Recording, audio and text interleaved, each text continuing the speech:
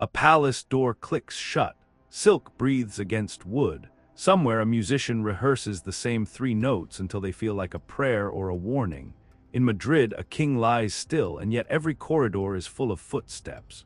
When a ruler stops breathing, everyone else holds their breath. Tonight, a physician walks with a jar in his hands and a secret on his tongue. He is not the only one. In courts, secrets multiply like shadows at dusk. They tilt the floorboards. They bend a crown. Keep that image with you. Not the man, not the jar, but the bend.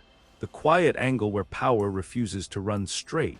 Years earlier, a page boy in the royal household made a small mistake. He opened a door at the wrong time. By morning he had no position, and by evening his family had no home. On a different day, a seamstress laughed at the wrong whisper. She spent the next month mending uniforms on the coldest side of the palace, far from the fires. Little stories, loose threads. Each one tugged taut the same fabric. A prince who heard laughter where there was none. A man who thought loyalty should be measured in fear. 18th century Spain had been stitched together by old dynasties and older habits. Cousins married cousins to keep the thrones tidy. Titles passed like porcelain, unchipped in the family inventory.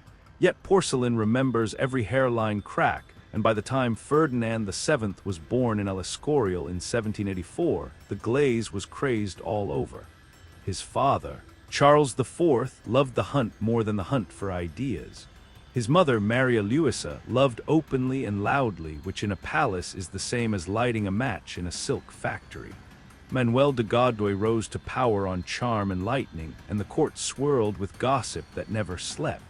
A boy raised in that air would learn quick lessons. Smiles lie, applause hides knives. If you do not control the story will control you.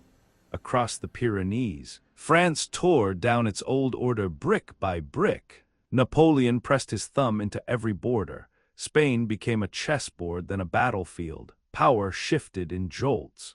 In such times, a cautious soul might cultivate patience. Ferdinand cultivated lists. He was called El Deseado, the desired one, by men who desired a king they could steer. They imagined a banner. He imagined locked doors. Courtiers praised his piety and his love for the nation. In private, he rehearsed the art of forgiving no one. When the El Escorial affair exposed a plot against his father in 1807, he spilled names like a split jar of ink. The stain never washed out. Nothing is so fragile as a prince's vanity. It drinks rumor like wine. It grows drunk fast. Around Ferdinand, rumor had a favorite subject. The jokes were whispered and the jokes were cruel, because that is how courts survived tension. There were physicians. There were measurements. There were designs of cushions and contraptions that should have belonged in an instrument chest rather than a bridal chamber. Whether each item truly existed hardly matters now. What matters is what the court believed and how the man at its center reacted. He did not laugh. He built walls inside walls. Marriage entered the palace like a procession and left like a funeral. First Maria Antonia, then Maria Isabel, then Maria Josepha. 3 queens who knew the scent of medicines better than roses. There were consultations with learned men, and there were consultations with men who merely wore the costume of learning. Oils, calendars, prayers, procedures, attempts that arrived with ceremony and departed with silence. One begins to understand the strange overlap between the body and the state. When rulers obsess over their private miseries, public life pays tribute to those obsessions. Schedules shifted for hopeful nights. Councils adjourned for melancholy mornings. Cabinets learned to read the king's moods the way sailors read swells and wind. The nation rocked with him. Meanwhile, Spain bled away its American dominions. The map of empire shrank and the treasury thinned. A people who had once carried silver across oceans now carried petitions across squares, and above it all the palace kept adding locks. In 1808, Napoleon forced the abdication that sent Ferdinand into French hands. It should have been humbling. It became something more peculiar. Stripped of ceremony, the prince was observed by doctors who did not know how to worship a crown. They wrote, they prodded, they proposed. For the first time, the great European scientific eye looked at Spain's most private rumor without bowing first. Think of a moth pinned in a cabinet. That was a king in waiting. When he returned in 1814, the crowds collapsed in relief. Flowers, tears, and vows. They thought a captive would cherish liberty. Instead, he cherished control. Ferdinand tore up constitutions that had sprouted in his absence and restored old punishments with new zeal. The ominous decade began in 1823 and earned its name the ordinary way. Prisons refilled. Censors sharpened pencils. Priests returned to authority not because faith changed, but because a frightened king needed familiar guardians. Liberty became a seditious word that tasted of smoke. This is where the bend becomes the theme. Power that cannot breathe turns inward. It curls on itself. It grows suspicious of air and light, then forbids both. The palace built labyrinths of surveillance while villages built quiet rules for survival. Everyone learned to say less than they knew. The private theater, there was a room the public never saw. A private theater without applause. Cushions with names, devices with polished handles, drawers full of tinctures, a calendar marked in hopeful ink. There is nothing obscene about pain, but there is something tragic about pain performed in ritual night after night, with so many witnesses and so little tenderness. Wives wore bravery until it frayed. Physicians wrote reports in a dry hand that could not hide their discomfort. Every failure became a story the palace had to swallow. Every whisper outside those doors became a gust of wind that rattled the windows of the state. At last there was a child, a daughter, Isabella. The law had to move to allow her to inherit, and the law did move, which unnerved men who preferred a different line of succession. A claim bent into shape is still a claim, but it invites quarrel. The quarrel would not be long in coming. Maria Cristina arrived with calm eyes and a careful step. She learned to live under inspection. She learned to sit like a statue while letters were opened and servants shuffled. Ferdinand's fear had ripened by then into a habit. He changed guards more often than lamps. He tasted not only food but conversation for poison. Carpets accumulated secrets the way attics accumulate dust. At night he woke and paced. He checked latches. He stared through small holes that turned private rooms into stages.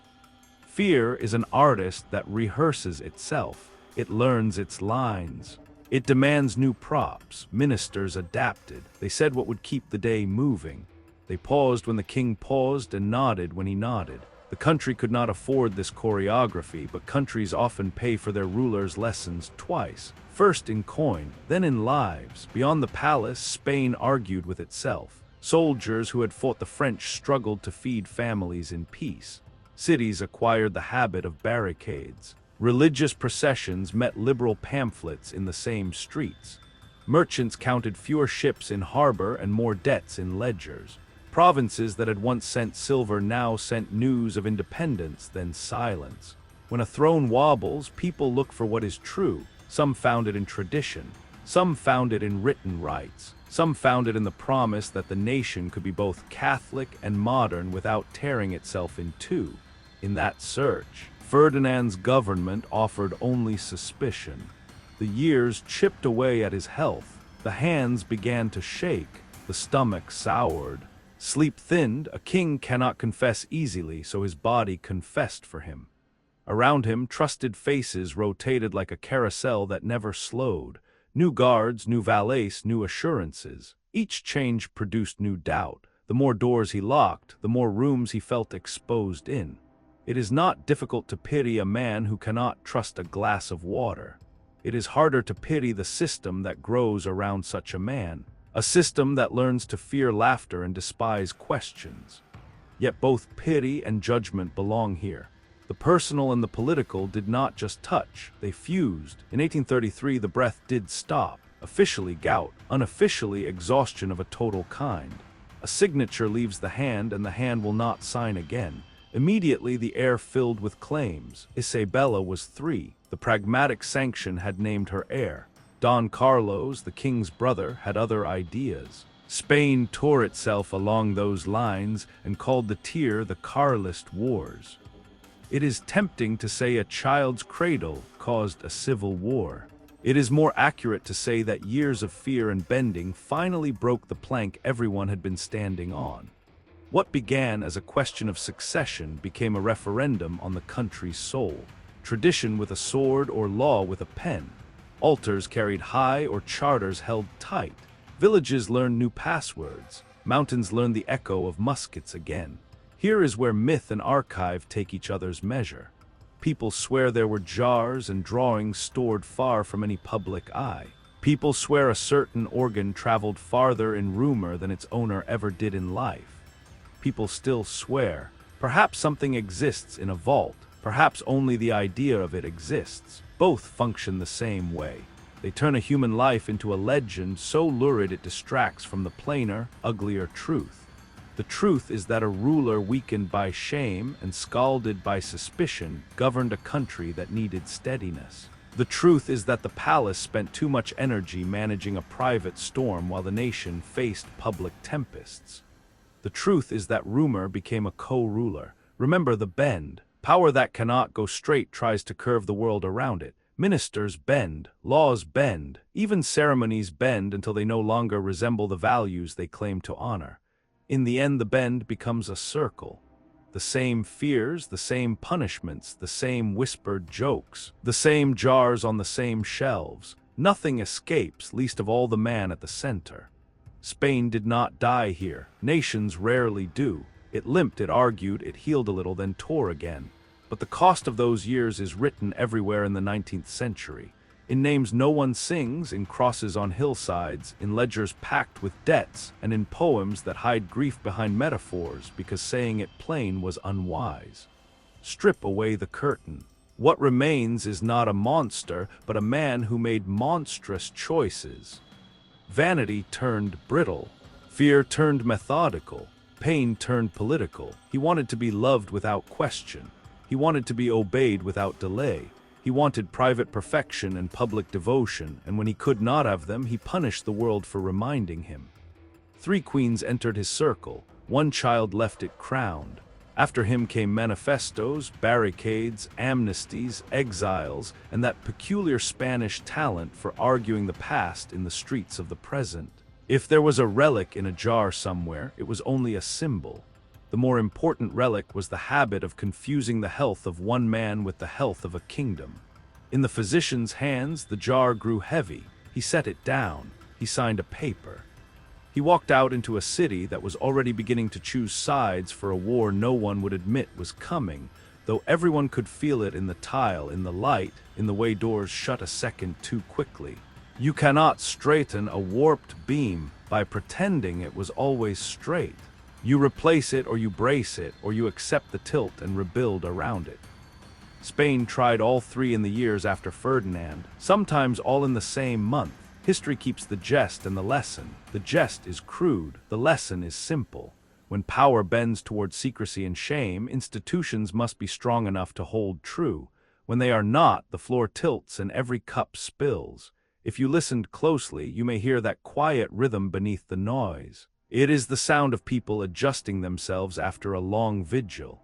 They step back from a bed, they blow out a candle, they open a window. Air moves, breathing resumes. Thank you for spending time in these halls with me. Remember to tap like, subscribe, and ring the bell so you do not miss the next descent into the darker rooms of the past. Tell me in the comments where we should go next. A haunted court, a vanished city, a battle where the weather chose the victor.